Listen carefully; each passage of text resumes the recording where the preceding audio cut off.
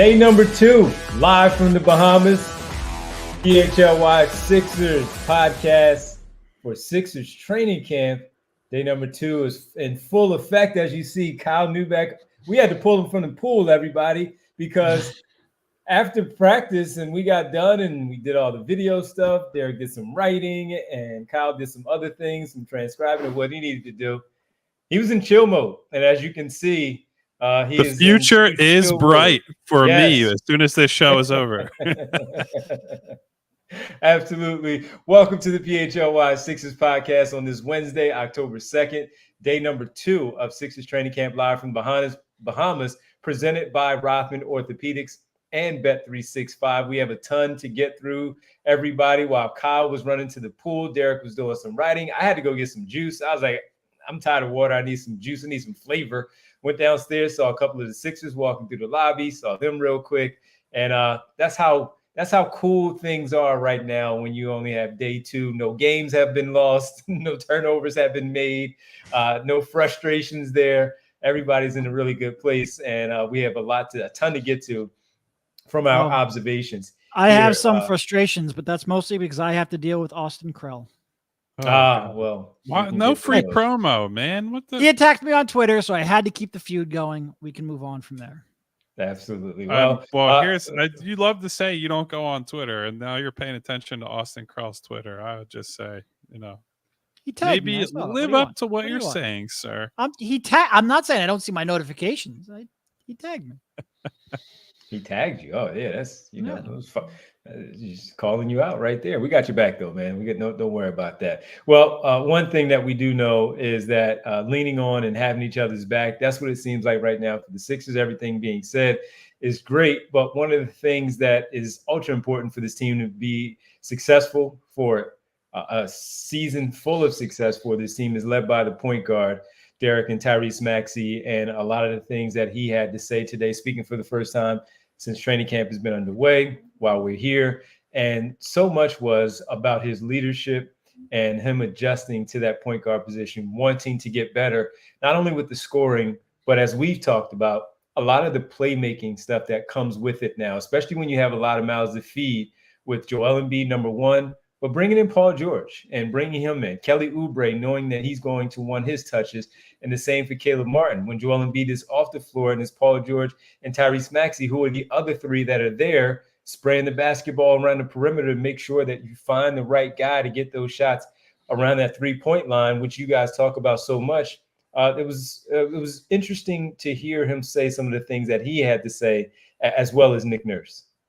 Yeah, and a lot of Tyrese Maxey's availability today talked about passing and the playmaking. He talked about trying to simulate game action at home with family and friends. And of course, he comes from a big basketball background. He joked that he doesn't quite have the same level of athletes at home, so he wasn't throwing as many lobs as he is to KJ and Drummond. But he spoke a lot about trying to, improve as a playmaker and a passer specifically. And this was a question that Kyle asked, getting deep into the paint and using that sort of attention to drive and kick for his teammates. He talked about trying to get, high quality shots and trying to generate 3-point shots.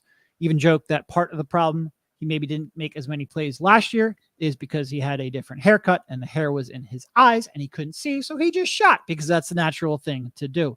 But I think there's a lot, he talked also about trying to, learn his teammates and learn the kind of cuts that they want to make and the spots that they want to catch and receive the ball from. It certainly is it's a progression for Tyrese. Last year was the first year that playmaking was really one of his primary responsibilities.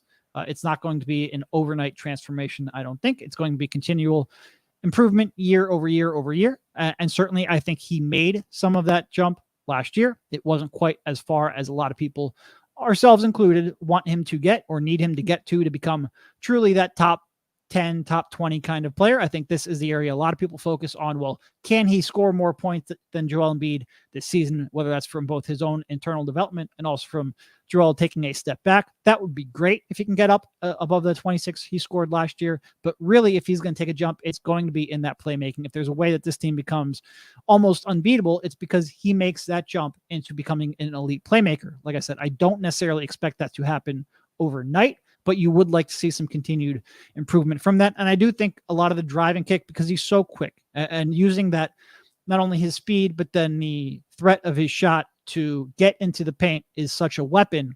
That becomes a fully realized weapon if he's able to then use that to create high quality shots for his teammates consistently, because he has some knockdown shooters on his team, specifically Paul George, which he spent some time talking about. Paul is a guy who you cannot help off. And if you don't help off of him, then Embiid and or Maxey are going to have a lot of space to operate. If you do help off to him, he's going to make you pay. He's one of the best catch-and-shoot players in the league with a high release point that you really can't help off of. So Tyrese seeing some of those angles, seeing some of those passes that are available to him, seeing those windows where he can really make Paul George become the best version of himself, it's going to be very lethal if he can make that jump. Yeah, and of course, I want to give myself just 3 giant pats on the back for getting all the playmaking questions in there at the end, as we're like, because it is the biggest story with him, right? Like, we all know Tyrese can score. We all know he's not just an adequate floor spacer, but an elite off-ball guy, right? Like, we've seen that over a multi-year sample now and on high volume. But this is kind of, if he is going to get into that all NBA territory, and he wasn't that far off of it last year, right? But this is the biggest separator between Tyrese Maxey, all-star, which I think if he just plateaus and this is who he is moving forward, he can be a multi-time, fairly consistent all-star at his current level. But if he makes a jump as a passer, he goes from that tier to like, oh, this guy is competing for all NBA every year, and maybe even over the long term, getting into those individual discussions for MVP and things like that. But this is generally the hardest thing to make. I would say the thing that actually jumped out at me the most today when we're talking to Nick Nurse was there was a period of his presser talking about Tyrese and his growth and about his leadership. And he said, when he came in last year, it's not that Tyrese was shy or was quiet, right? But there's still a little bit to figure out, and he needed to assert himself, and he needed to become kind of the guy. And this year in camp right now, Nick said that they've had a lot of, even just the first 2 days, extended conversations. So the example he gave this morning was Tyrese and I sat down and had a long talk today before practice about, maybe things that didn't get done yesterday, and that I needed this from him, and that this needed to be done on the team side. And then Tyrese went out, executed, led the team in that way. And I think like people get hung up on positional designations, right? Like point guard now does not mean the same thing as point guard when like Mo Cheeks was the point guard, right? Where it's more of a classic distributor, get everybody else the ball. And you might be like a third or fourth option as a scorer, but you're certainly not looking to score every time down. Well, now point guards have a lot more scoring responsibilities, but sometimes these guys can lose sight of the game management, the leadership, the getting everybody their shots, their touches, and at their spots. And so I think what we're starting to see and what we're starting to hear over these last, let's say, 8 months or so, is Tyrese growing into more of that, like taking on more of those classic point guard responsibilities. Like you are the coach on the floor, or the extension of the coach on the floor, and trying to implement new concepts, implement new plays, and keep everybody involved. And so that to me is a huge piece of growth for Tyrese. It's not to say he was never a leader in the past. It's not to say that he didn't look to others, but to be the guy that, Nick Nurse or Rico or Bobby or one of these other assistants would go to, be like, hey, we need to get this done today, and I need you to be that change and lead that change. That's a really significant step for a guy going into year 5 that is already at such a high level. And if he can do that, if he can be that, that just takes so much pressure and responsibility off of everybody else that, if nobody else does, this guy can organize us and lead us from the point of attack. That is a massive, massive deal if that ends up being the case. And if you want to see that full clip, we posted a bunch of them over at PHLY_Sixers on Twitter. If you prefer to read instead, I will have an article up later this afternoon when we get off the show. But we posted that clip and a whole bunch of other clips from Nurse and from Tyrese and Yabusele and whatnot. So go check that out. You can see that full explanation of Nurse on Maxey's growth as a vocal communicator and leader. up there. Adding to it, just going back to yesterday, day one, where Kelly Oubre was speaking to the media, and he talked about Tyrese Maxey becoming definitely becoming a better leader, more assertive, more vocal. He was vocal last season, but you could tell right away. And when Nick Nurse talked about the standouts from yesterday, whether it was Caleb Martin, Kelly Oubre, along with Tyrese Maxey, the energy, the vocal leadership that was in there, the fact that Kelly Oubre mentioned yesterday that he is coming into his own. He is becoming a name and made himself a name in the league last season. So that gives you a different type of swagger when you walk into the gym now, and knowing that you do as the one guy who's going to handle the basketball in that lineup, where we talked about it a lot last season where, hey, they missed Anthony Melton because they need that secondary ball handler. Well, guess what? While Paul George can handle the ball, so can Kelly Oubre and so can Caleb Martin, and even Joel Embiid bringing the basketball up the floor and doing some of the other things. He is the one true playmaker outside of Embiid playing face up, back to the basket. He is the one. And with it, you know that that's something that the coaches wanted him to focus on. He said it himself, playing against his family and friends in the offseason. They're just not 6'7" and 6'10", but needing to understand and finding those spots of where to pass the ball. And Kyle, when you asked it, he mentioned finding the guys around the perimeter. So when those guys are open as the defense collapse, most of the time, as a scorer, you're not looking to make that extra pass. You're looking to, how can I now get a better shot for me where I'm getting this basketball over this longer defender around these two big bodies here, where I can possibly get a scoop shot up, or dumping it off to the man right there that's right there in the paint with me, Joel Embiid, for a quick layup. No, the offense does call for Eric Gordon. You mentioned Derek Paul George. Eric Gordon's probably going to be in the game at some point with Tyrese Maxey. And guess what? He's going to be spotted up, and Tyrese Maxey is the one that's going to have to find him in his shooting pocket where he can just get that shot off in rhythm, where that possession is a plus. Whether he misses it or not, it's just a matter of, hey, we saw him make that play. We saw his natural development and growth as a point guard here in this spot where we already know he can score. And afterwards, I was talking to one of the coaches, as we all were, but I was talking to one of them, and he mentioned how when you're a scorer like Tyrese Maxey is, and you already know you're a scorer, and then you're doing these other things to add to your game, the part about the scoring and then having someone coach you or tell you, hey, you need to start doing this. Sometimes you don't want to hear that because you already know how good you are. You already know how good of a player you are. You've proven it on the highest level that you can do this. But he is so able to sit there and take in and intake all that information from these coaches and willing to listen of what they want to do. And you guys mentioned Nick Nurse talking to him and telling him some things that he saw post-practice yesterday, and then implementing it into today's practice. That's important. They're being able to absorb that, not get your back up because your coach or somebody else is telling you you're not doing something right, and just simply going out there and understanding why it makes sense for it to happen. And if you do that, it becomes so much easier, not only for him, but for everyone else out there on the floor. And it's so much easier for the coaching, and depending on substitution patterns, some things that he can relate to Tyrese Maxey on the floor, knowing that he's not going to get all this lip and attitude from this point guard of some things that he's just simply trying to relay because he sees it as the guy standing there on the floor. Yeah, and so I don't want to spoil anything that I'm working on for a little bit later on, maybe this week, maybe in the coming weeks, but I think I have probably focused in on some very specific reads that I want Tyrese to make as a passer, right? Like we've talked on the show about that skip pass to the corner, that read over the top, and how that can be a transformative pass and read if you can make it on a consistent basis as a perimeter player in the NBA. Now, when I talked to Nick Nurse, sort of what he got at to me as it relates to, what do you want to see from Tyrese?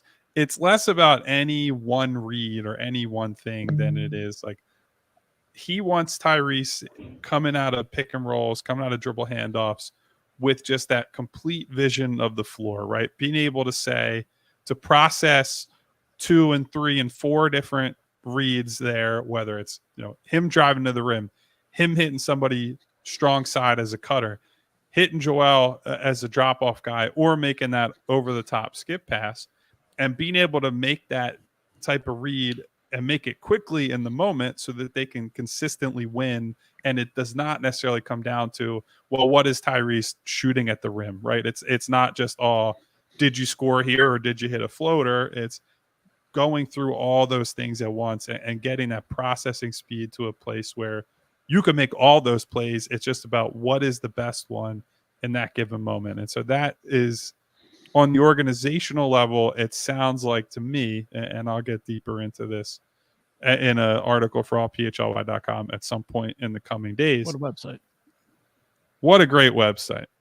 And I just think like maybe sometimes I hyper focus on certain things within that or on Tyrese as a passer, but I'm just looking forward to seeing. I know he spent a lot of time on this summer, and I want to see what the results are, right? Because if his past results on what he worked on are any indication, it's going to be a big leap coming, fellas. Like we're going to see some really cool stuff this upcoming season from Tyrese.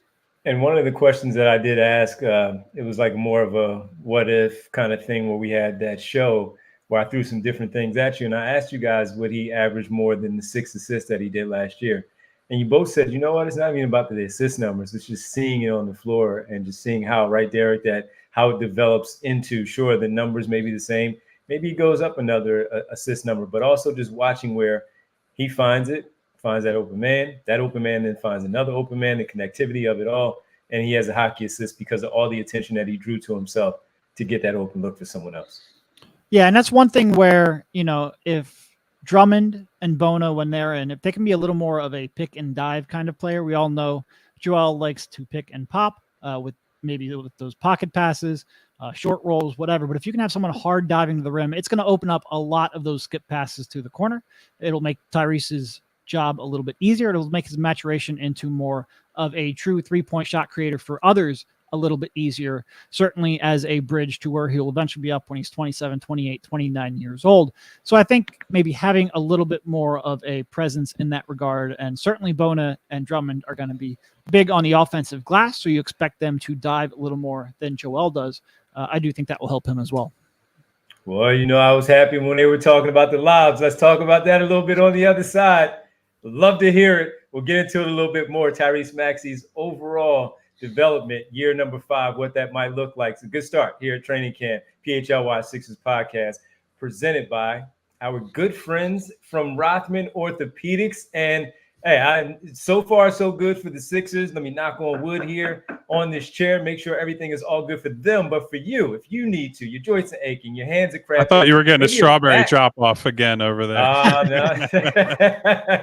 Maybe your back is a little bit out of whack. Rothman's got you at Rothman Orthopedics. I do have to check them out. My lower back is bothering me a little bit. They specialize in care, and that has been the passion for over 50 years. Their mission: high quality, compassionate, and affordable care rooted in research, leading to new treatments and better outcomes overall. So if you're looking to get back out there on the floor, cross over the defense, drain some jump shots, and simply root for our teams here in the area like no other fans in the country, Rothman Orthopedics, they specialize in use. Patients will find the full spectrum of orthopedic care at Rothman Orthopedics. From diagnosis to discharge, they provide their patients with every service and procedure necessary, such as x-rays, orthotics, bracing, MRIs, physical therapy, and more. I still have all of my stuff from Rothman Orthopedics because, hey, you just simply never know. And for more than 50 years, Rothman has participated in 1,000 of groundbreaking research and clinical trials with the goal of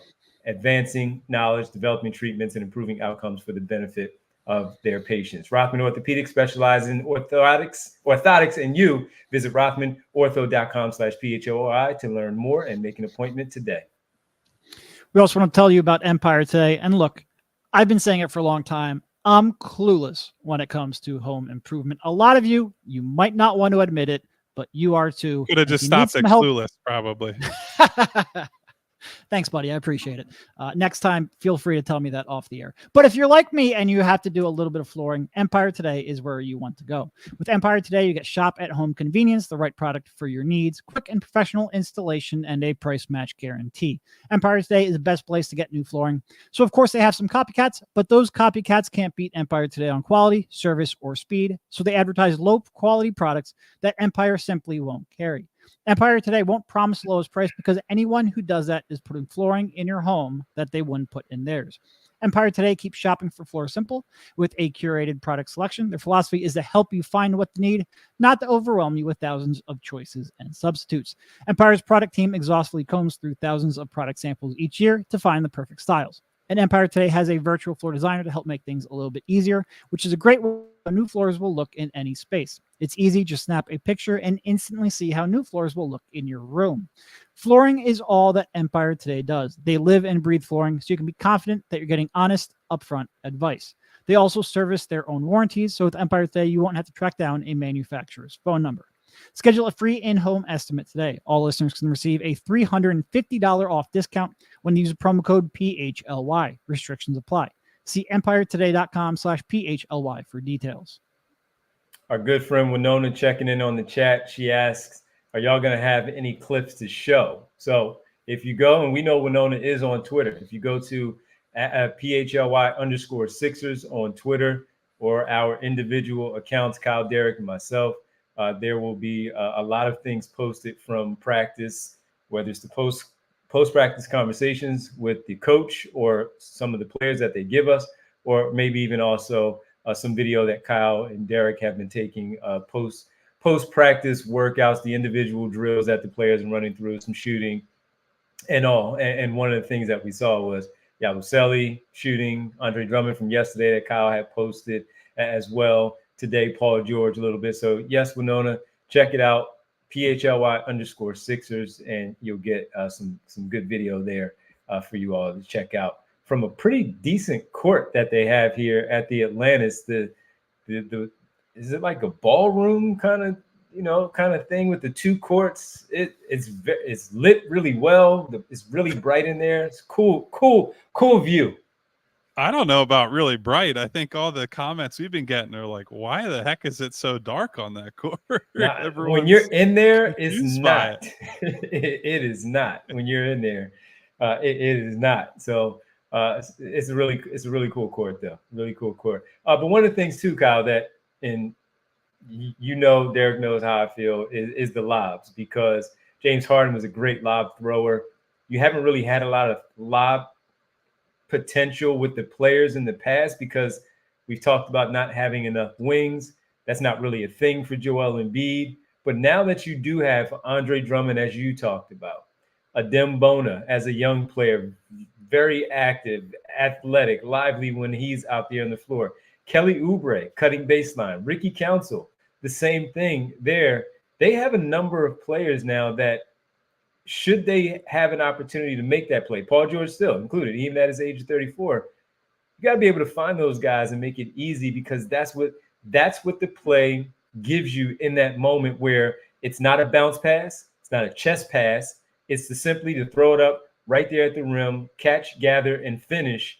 And it doesn't always have to finish in a dunk. It's just a matter of, again, not asserting that much energy and effort into making the play. And we all know Maxey was not that good as a lob thrower, but something that he is continuing to work on. He said he completed a few today with Drummond and a few others, and that was good to hear. I mean, I know it sounds like it's something small, but it could be important in a close game where you have to make sure that when the defense is collapsed, smaller guard, vision a certain way that he wants to get the ball there is not there. The other resort is to lob it up, and he has to be able to make that good pass. Yeah, I don't know if there's another small detail that someone on this show cares about more than Devon cares about Maxey's lob throwing. I feel like it has come up at least a couple times a month since you came back on the show. So I know this is a passion project for Devon. He's been working this PSYOP campaign for months to try to make sure that Tyrese throws these. And look, I do think if you just look at how his game is kind of structured, the floaters, the runners, that shot that he was prolific at coming into the league and is still very good at, just doesn't take it as much. That's kind of a natural relative or cousin of the lob, right? Because you're coming up and it's just, you're going over the top a little bit and you're rising out of your chest and you're throwing it over the outstretched arms of a defender. You're just looking for that guy. And so I think Tyrese has had success in the past, and that this is just one of those things that once he got to this level, the windows close a little bit, right? It's just a tighter window to throw it through to the other guy at the rim. I would say I'm not as convinced that like Andre Drummond's a good athlete, right? But I don't think he's like, he ain't Clint Capella or one of these guys that's just like, he's dunking everything and he's catching everything that James Harden is throwing, like the Capella did back in the day. But I think between Oubre as a cutter, KJ Martin, when he gets minutes off the bench, he was one of the guys that was spotlighted by Tyrese today.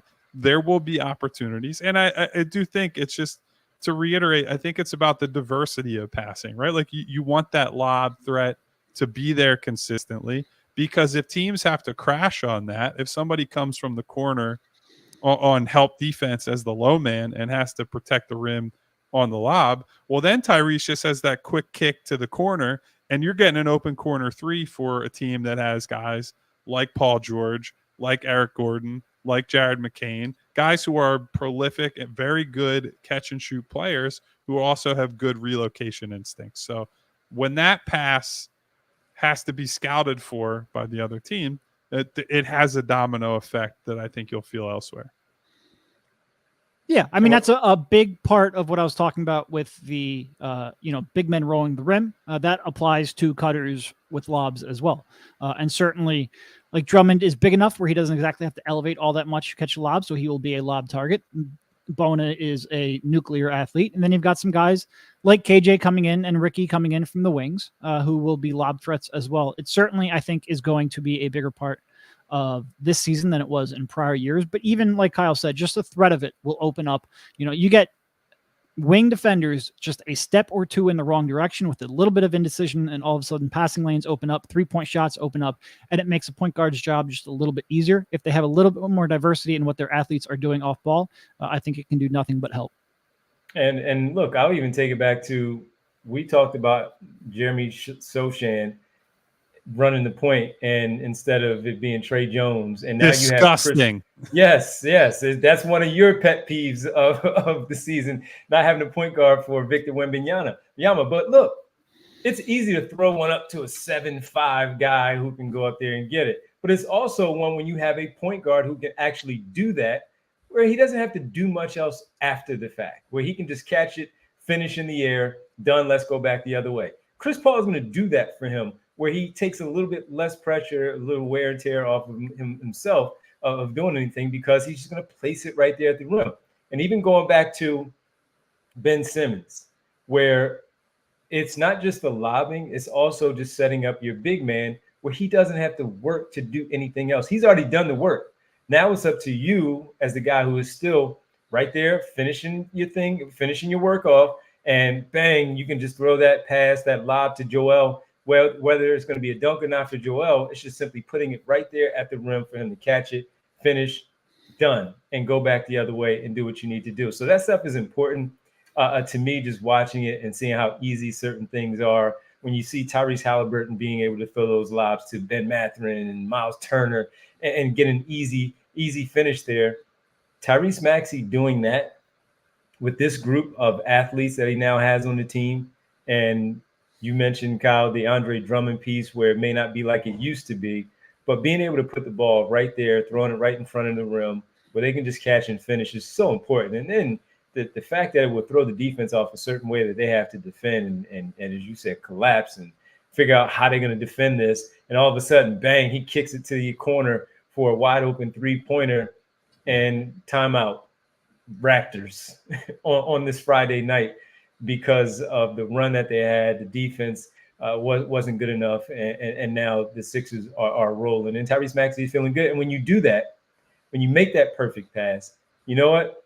It makes you feel good the next time you have to throw it too. And then the next time you have to throw it too, and you feel so much easier. You feel so much more comfortable of making that play where it becomes second nature. And then his floaters, his teardrops, they're thinking you're going to throw the lob now. If they see it, they might retreat and see the cutter, try to take that away from him, and then he finishes that runner that we've seen him all too accustomed of making in the half court set. So I do think it's a small detail, but it's a big detail of his natural development, the improvement of who he is, who he could be as a point guard. Well, so I just want to make two notes here. One, don't ever speak Voldemort's name in the middle of a Tyrese Maxey podcast again. We don't need to think of that guy in Brooklyn. Two, we now officially have a full segment on Tyrese Maxey lobs. This is the ultimate conclusion of Devon Givens' agenda on this show. Yes. That is at least 10 consecutive minutes of talking about lobs. I never thought I'd see the day, although I probably should have guessed that we would see the day because it is such a passion project for Devon. So I'm just waiting for we'll probably have a built-in segment for the show this year that is just Devon's lob corner, and I will throw you passes. Bree, I love it. Bree, I love it. Oh, I will freeze it. I will lob passes to you on the Little Tykes hoop. And I was going to say, we have the one rim in the world that the Devon can dunk on. Oh, wow. That's a real jab to that. Is not true stomach. Because if you go to the ones that you have outside of your house and you get to adjust the rim size, I'm sure at this point, even after having my torn knee and my torn Achilles, I can still go out there and dunk one on an 8-foot. You can get the court. 8-foot rim. That's right, man. That's right. Yes, that's right. Igavini says Devon's lob corner. You better believe it. When we get some of those, we're going to have the telestrator freeze it. Look at that. Look at where the defense is. Look at how it happened. It's going to be perfect. Oh, man, I appreciate that. Thank you for indulging me and letting me have that moment. Of course. That's what we're all here to do, right? It's just indulge, not Devon, indulge each other. How about that? Because certainly when I sat on a show and yelled about Denver fans for like 10 straight minutes, that was some indulgence for me. So we all gotta have our bits, right? Yes. I also, it sounds like I got my Wi-Fi through a coconut, as some of the people in the chat is saying. So we're all on the same Wi-Fi, so we're all kind of Do they have coconuts down here? I actually don't know. I haven't seen. I don't know what the natural fauna is in the Bahamas. I should look that up. Absolutely. All right. Well, we come back. We take a quick break and come back and we talk about some other sights and sounds from today. Gershon Yabusele spoke to the media, and it is a little sunny out, so Kyle has to put on the shade. You guys know what's coming with that one right here on the PHLY Sixers podcast. Well, ladies and gentlemen, I tell you about our good friends at Shady Rays all the time. Never have I needed it as much as I needed on this trip to the Bahamas. Shady Rays is an independent sunglasses company offering a world-class product rated 5 stars by over 300,000 people. Durable frames, crystal clear optics. They are the perfect choice for all outdoor adventures. Hundreds of options, so you're bound to find the perfect pair that will match your style. As I see people in the chat earlier in the show referring to me as many different names. I won't repeat them here. I think they look good. They feel good. I love having them by the pool. Love having them outside when I'm working. And if your shades ever go missing or take an unexpected hit, Shady Rays has insane protection. Every pair backed by lost or broken replacements. Exclusively for our listeners, Shady Rays giving out their best deal of the season. Head to shadyrays.com and use code PHLY for 35% off of polarized sunglasses. Try for yourself the shades rated 5 stars by over 300,000 people. And if you look at Kyle with the shades on, he's never ordinary, folks. He's Kyle Neubeck. He's one of a kind, never ordinary, and great guy. For better or for worse.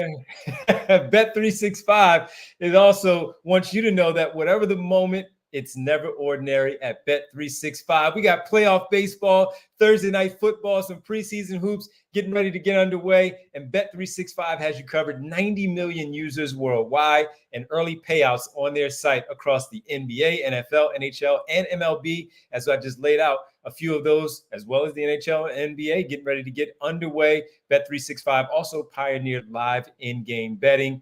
And it's been a fantastic site to use since we partnered with them. Right now, new customers can get $200 in bonus bets when you bet just $5.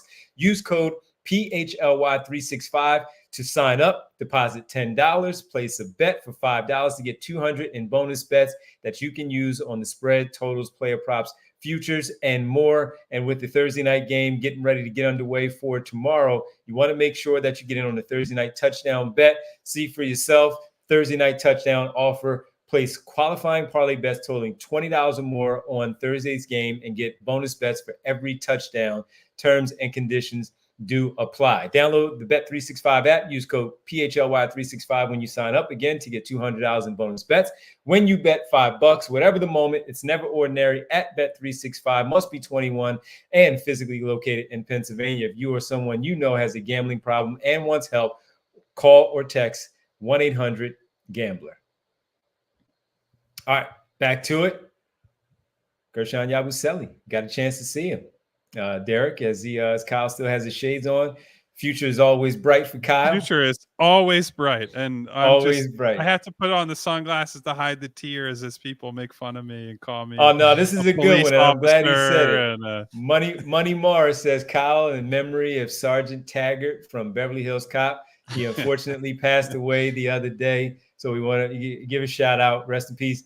Best movie of all time for me. I'm a big Eddie Murphy guy. It's my favorite movie. But Sergeant Taggart passed away the other day. So we want to make sure we give a shout out there as Money Mar mentions that. But Derek, Gershon Yabusele had a chance to finally hear from him and some of the takeaways from what he had to say for you.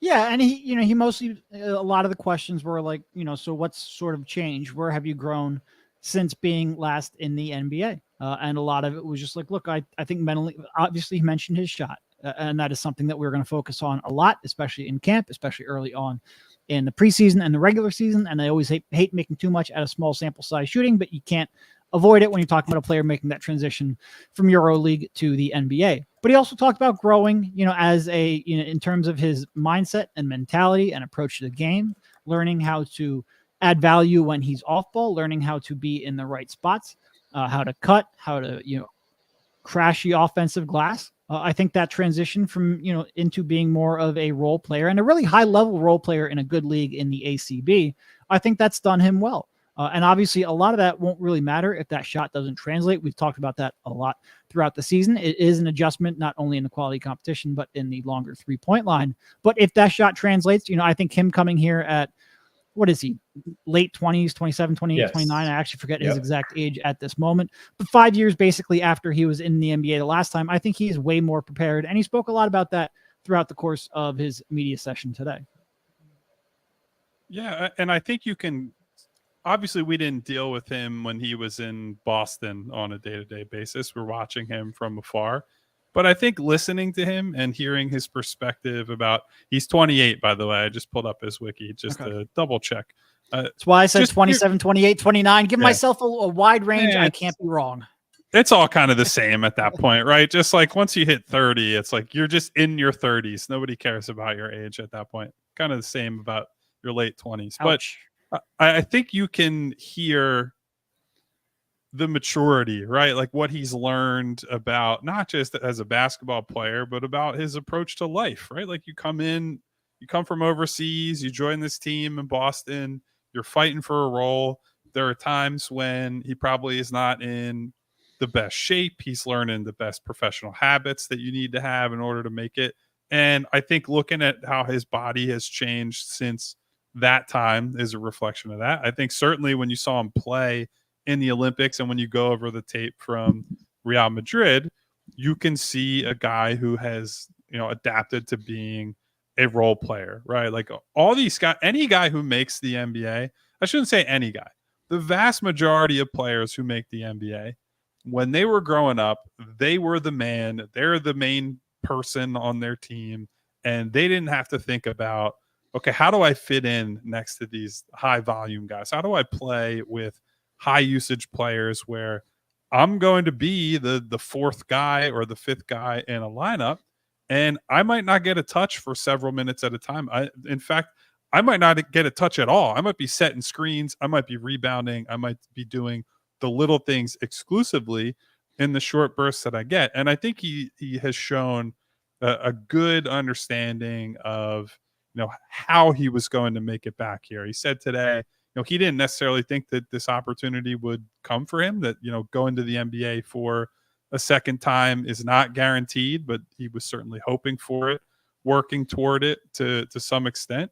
And so I think he's one of many guys that are coming into this season with something to prove, right? And I know that the hype train has kind of left the station with him, so it's going to be hard to contain anyone's expectations. And I'm not trying to. I hope everyone is super excited to see this guy and everybody else play. But even if he only has a bit part on this team, if he's not good enough to be that, the starter level player that people want, or even just a top 8 type player on a regular basis, I think he is in the right mindset to at least have some moments this year, right? And if he's not a 16 game player and he is just a 82 game, hey, we might see him in, 30 something games this year, and he makes an impact in like 10 of those. That in itself would be worth the contract that he got. We're obviously going to hope for a long. We think he brings a different element to this team that they don't have, but I'm very much looking forward to seeing him on the floor. I just, the crime of this training camp is that we're not getting to see more, right? We're hearing all these good things. We see the glimpses, and you talk to assistants and different people around the team who are like, hey, this guy impressed, or hey, Tyrese is leading. And hey, look, Yabusele, the star of the Olympics, he's ready to roll. And we still got to wait until early next week to probably really get our first taste of Sixers basketball for this season. That is sort of something that is the undersaid part of all of this. It is, and look, we're out in the Bahamas talking to NBA people all day. It's fantastic. Don't get me wrong. You would like to see a little more of actual basketball being played. Like we don't, we hear people talk about basketball being played and their impressions, and we get to ask questions like Kyle did with Maxey on how he's trying to make that next step. But you don't get to see a whole lot of it in person. It's pretty much been shooting drills both of the days that we have been here so far. I'm not sure if I expect that to change. So I am really looking forward to some of these preseason games, which, gosh, I never thought I'd really say. But with the season that is this consequential and this much change, and there's so much chance for this to be a special season, you want that first glimpse of basketball. And it's great that they have, 6 of them this year, which seems like a lot, including 3 and 4 nights, which seems ridiculous, but it doesn't matter because a lot of people won't be playing in a lot of them anyway. But it is, I don't know if I've been as excited for a preseason in quite a long time. And if I'm saying that, I'm sure most of the people watching this show and or listening to it are saying that as well. I guess we better really brush up on some of our content from Lester Quinones and Judah Mintz and some of these other players, because they're going to be the ones playing on Monday against that New Zealand Breakers, not Tyrese. Who knows about Yabusele? We have no idea. We have no idea who's going to be the ones that are suiting up on Monday at the center. But it's going to be fun though. Get some basketball back. Buddy, you have no idea how excited I mean, even just being in the gym, and it's like, all right, man, we have some real stuff to talk about. Then you take it to the next level, and it's like, let's overreact to some preseason. And then the real season starts. Oh my God, I feel like it's an embarrassment of riches at that point. So yeah, I mean, with each successive day, we learn a little bit more about sort of where the team feels they're at, where the players feel they're at. And you can't overreact to the good vibes part, right? But you can certainly read between the lines on, how does this look different from this year to last for the incumbent guys? And like on that front, I know that Nick highlighted Kelly Oubre today as, someone that is just like, look, he's ready, right? Like he was here for a whole year. He knows what the expectations are for him and the system and whatnot. And he can serve as that conduit to from coach to some of the other players to like, hey, look, this is how we do things here, and this is how things need to get done. And not to say that all these good veteran players they brought in need instruction from Kelly Oubre necessarily, but it's always good to spread the instruction and spread the message through other people aside from the head coach, because Yes. you can only hear so much from the head coach Yep. before you start to say blah blah blah blah blah. Although now I'm really going in 10 different directions here. We did hear from was it Eric Gordon or was it Yabusele today, who was asked about Nick Nurse's coaching style and said he just doesn't yell ever. Like he's not a screamer. He's not that vision that I think some old school fans of basketball think of when it's like the guy in complete command of the team. And Nick Nurse apparently doesn't feel like he has to be that guy, that he can implement all this stuff. And, looking at the way his teams have played historically, he certainly gets great buy-in, and that might be a big part of it, quite frankly. It does seem like it, at least from the outside, the way people talk about him.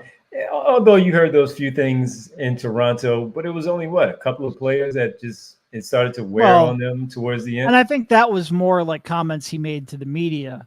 And maybe a little passive aggressive comments. Yeah. So I think maybe he's grown a little bit from there. I don't think it was necessarily like him screaming constantly in practice, but I'm Eric Gordon's, I'm sure he will have his moments where players will be like, you just shut the bleep up. Like you can't be an NBA coach and completely avoid that. But, I do think probably he has mellowed out a little bit, but we'll see when the pressure gets there. Especially if they're not getting those minutes that they feel like they're deserving of, if their number's not being called. Quickly on the games, the game on Monday, we talked about the Breakers, and Derek mentioned how they have 5 games in like 7 nights. They have Friday against Minnesota in Minnesota. Or what's that? Idaho or somewhere?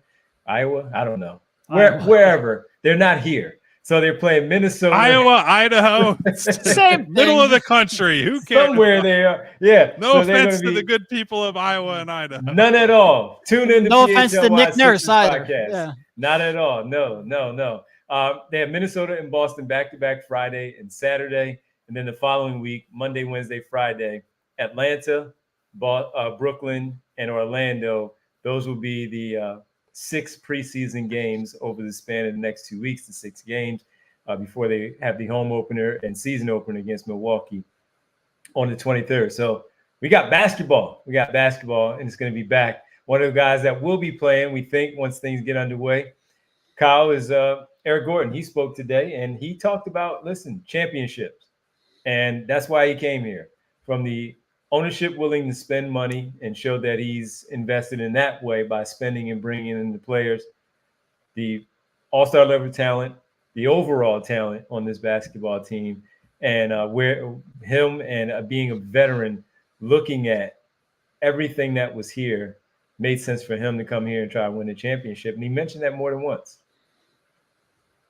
Yeah, and look, I know this is a very unpopular thing to have to talk about with the fan base, that anyone who gives credit to Josh Harris is just like a leper, essentially. But there does seem to be a pretty big gap between what players and people in the league think of Sixers ownership and what people think locally. And look, I'm not saying we need to throw a ticker tape parade for Josh Harris green lighting them, making the team good, right? I just think they're much closer to being in the the top group of owners than they are the bottom group. I think I would guess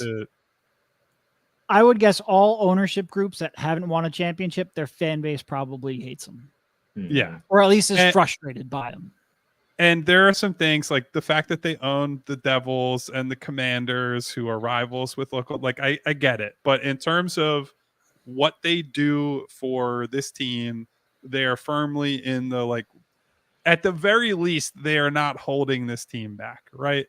Are they at the top 3 to 5 owners in the league level?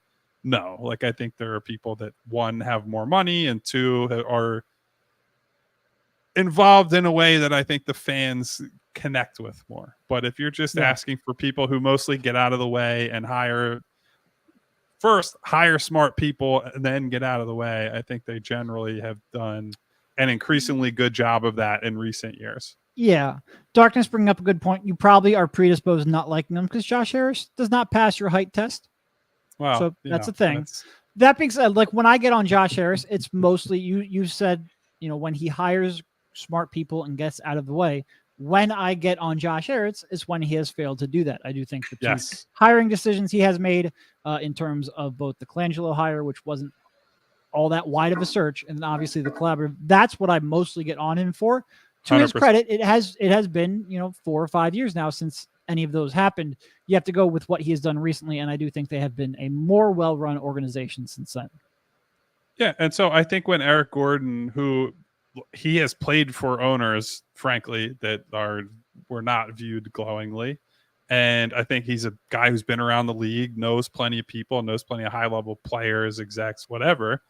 I think when he leads with, he got asked a question directly, like, why do you think this is a team with a chance to compete for a title? That was the very first thing he said. And then he said, we have a front office that's committed. Yep. We have a roster and all that stuff. And so I just want to make sure that that's part of the broader conversation, right? It's training camp. We're focused on all the other stuff. But I always find that interesting when it's not like we sat down in the Bahamas with Eric Gordon. We're like, hey, so what do you think about Josh Harris and David Blitzer? Right? Like he went out of his way to note that that's an important factor and why he thinks they have a chance. And where we're really going to see the rubber meet the road, right? Like we think this is a very good team. We're going to see by the deadline and then the next year and a half or so as they, how all in do they go? Just how deep into that tax can and will they go? And that will be sort of the biggest test yet. But as of right now, they've done, what you would hope and expect for out of this group. Yeah. And someone like Gordon is not going to, everyone has a different perspective. Fans' perspective, they live through the collaborative front office. They live through the Colangelo hire and everything that happened after that. That's going to, paint their perspective a little bit. Eric Gordon is not thinking about any of that when he thinks about ownership. He's looking at an ownership group that right now is lined up to spend a lot of money, both in salary and luxury tax bills, and he's giving them credit, and he should.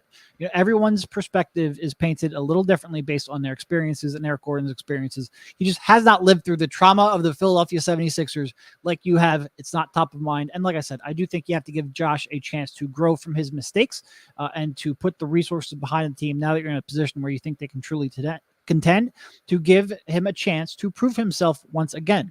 I do think he's made mistakes. He's not the worst owner in the league, far from it. And now he has a chance to right maybe some of his wrongs. Yep, should be an interesting one. Fun time here, of course, for training camp. It's been a blast being here these first 2 days, a few more days to go. A couple of quick hitters for you guys, not to be disrespectful for this one, of course, but I did not get a chance to ask you guys about this on Monday since we were not together. Former Sixer, Hall of Famer, all-time great, Dikembe Mutombo passed away, brain cancer, late 50s. Did not hear anything about this as it was, starting to, as the information dropped on us while we were getting ready for Media Day. So just wanted to get your thoughts, know how you both feel about that 2001 team.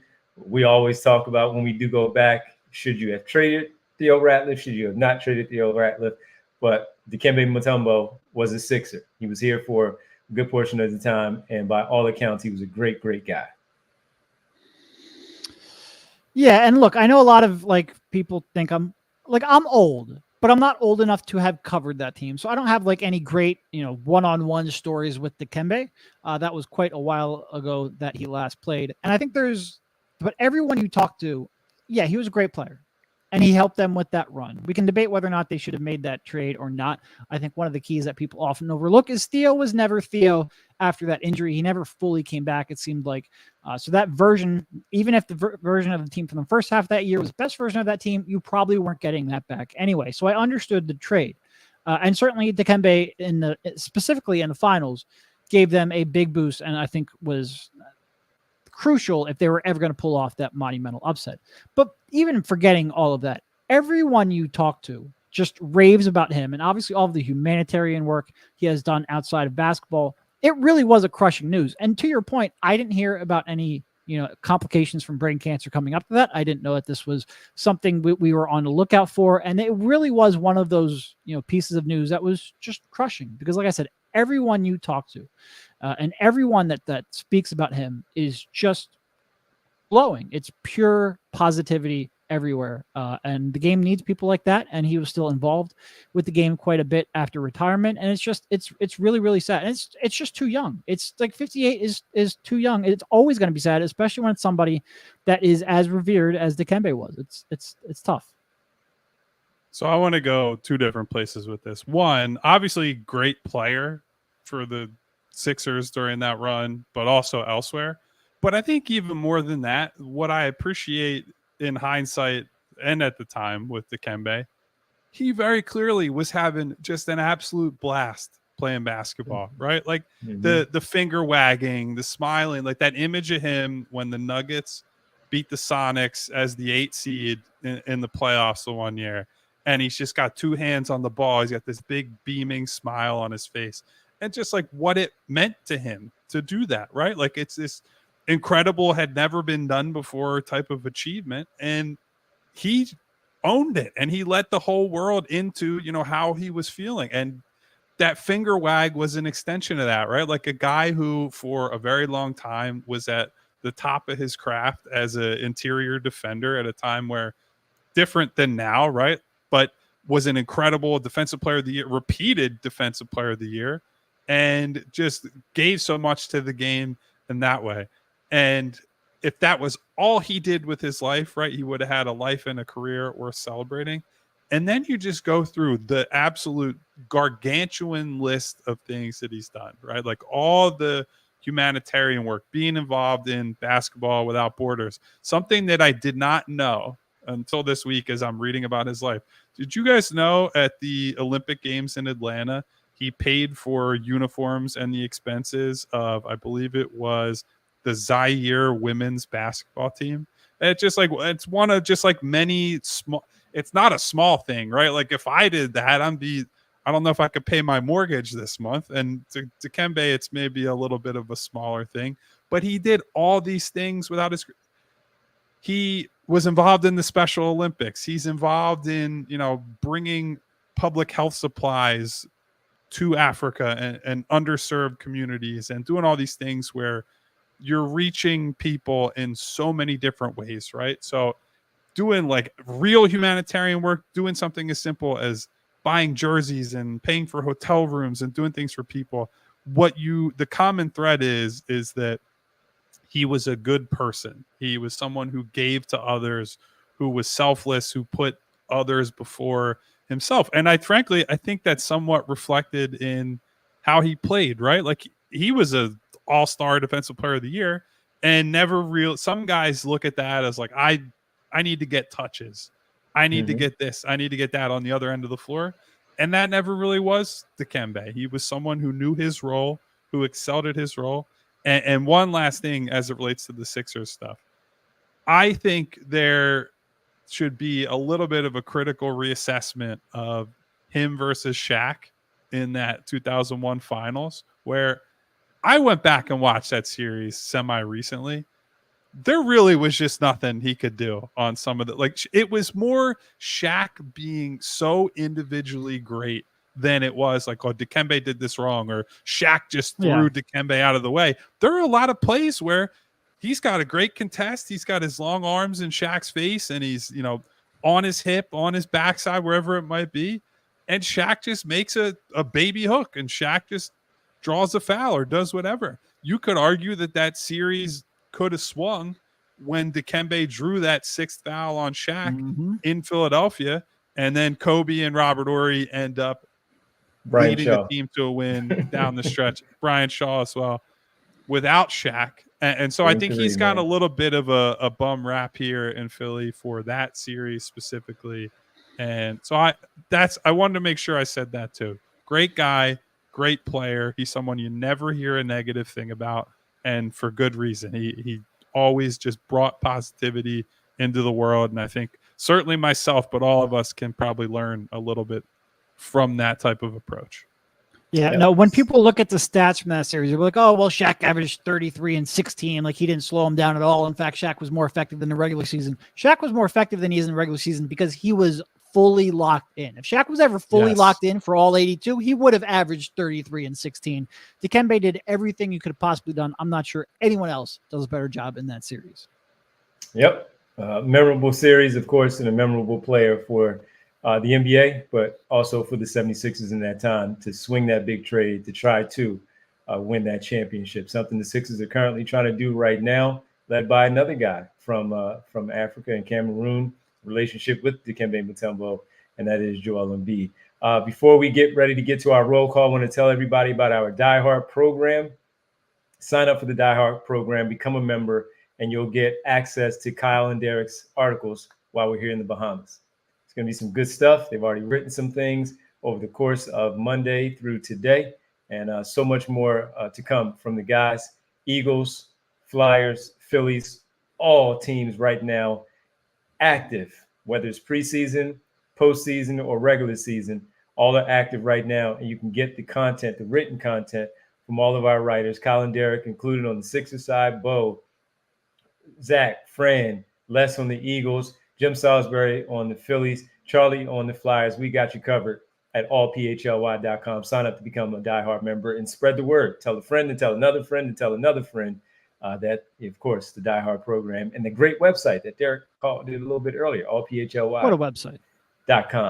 Also, one more, and another sad one, because I mentioned it, and Darkness said, it wasn't Darkness that brought it up. It was X-Man said, got to mention John Amos, James Evans, of course, fame from Good Times, from Coming to America, and so many other movies. And what was he in? Die Hard 2, I think it was, that he was in there. John Amos, great actor, former football player that a lot of people don't know about as he was trying to find his way into the league. Did not work out. He shifted right over to acting and became a legendary actor. So John Amos also passing away. Sad stuff over these last couple of days when it comes to people that we've seen in our lives for many, many years passing away. To get back to basketball, and also, well, Devon, I was going to say real quick before you move past John Amos, let's keep that meme I sent you, or the photo I sent you between you and I, because Bree would cut our mics and our video feeds if we brought up the thing that came up in my algorithm. It was, let's say, complimentary of John Amos, who, to Devon's point, was a great actor, always popped up in. It was always like, oh, love that guy. Like anytime he was in a role, it was always something. And that photo you sent me was hilarious. Oh, listen, Eric, we'll clue you in at some point in the near future. Yes. But obviously, the best to the John Amos's family in a tough time. Now, by the way, it happened apparently at like end of August. It's the only time a celebrity's ever had privacy. All right, so salute to the people around him. That's amazing. Amazing. And Bootzilla said also Pete Rose. That's why I said just a lot of sad stuff over the last these few. It definitely is also Pete Rose in that group of people. I will leave it at that. We'll leave it at that. On the basketball side, also did not get you guys' thoughts. It became official today, Monday. It happened over the weekend. We did not get a chance to talk about it. The Knicks swing a trade. Karl Anthony Towns. It's official. Julius Randle going to Minnesota. Karl Anthony Towns to New York. Wait. Are we really going to start discussing a blockbuster trade an hour and 5 minutes into the show? Well, I'm not sure I have the battery life on my laptop. I got to go. Devon, do you see how large this cup is that we got for reusable drinks at the pool? And I got my rum here that I made in the bathtub. An hour and 3 in, Devon said, hey, do you guys want to talk about a potential league shifting trade right now? All right. Well, we brought it up. Let's discuss it tomorrow. Yes, for sure. At some point, yes, we will discuss it. We brought it up. It's official today. Karl Anthony Towns traded to the New York Knicks. Julius Randle to Minnesota. We'll talk about it more later in the week here on the PHLY Sixers podcast. We want to thank our sponsors again. Hold on. No, we do have one thing we have to do before we thank our sponsors. What's that? Bring up our super chatters, my friend. We don't want to blow past our wonderful super chatters. We had 2. Real Time says Kyle's giving me Dave Grohl Foo Fighters vibes without the second family. I just want to note that there is no second family. Great point. Dave Grohl. Great Just point. to be clear. I don't know, Kyle. You've been coming home all sweaty and an hour late a lot, leaving the office. Yeah. So Yeah, from playing Papa Shot with you bozos. And so they say. So you say. That's your excuse. And Bill comes in and says, "Hello, my guys. Wish you and the team a good, fruitful season." Obviously, we really appreciate that, Bill. Yes. And look, I mean, not just us and the team. We're hoping for that for you guys, right? We always talk about it on this 100%. show that the community is so important to us. And, you know, part of the reason we're here, big part of the reason we're here is to serve you guys and to make sure that you are as connected to this team as you can be from literally day one of the season. So between, you know, Derek and I working on our writing stuff, we have Devon working on a secret project today while he's on the practice floor that hopefully we'll be able to see that come to fruition quite soon. Got a lot of fun stuff planned for the year ahead. And all right, now I'm done. Now I think we're done, Devon. I wanted to make sure we didn't ignore our wonderful, beautiful super chatters.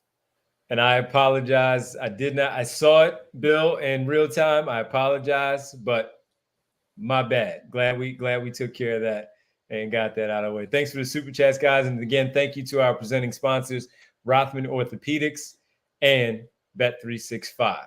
All right, it's time for our world famous. It even travels to the Bahamas. Roll call. Come on, man. You know,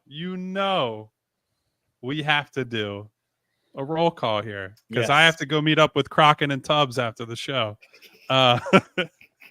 Hello to everybody back home and around the world checking in with us today. Shout out to my guy, Martian Lynch. Shout out to my girl, what up, Winona. Martian? Nona. Jay Hey, the Nona. Jungle, who says like Jay. and subscribe, and I won't say the last word because we have bills to pay around here. Brian Knight in the building. Val Host in the building. Money Bar, Public Enemy #1 is in the building as always.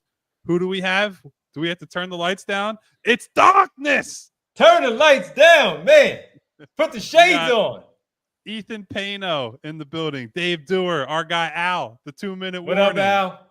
We got X-Man hanging out with us today. I might have to take my shades off to make sure I can actually read all these names in quick succession.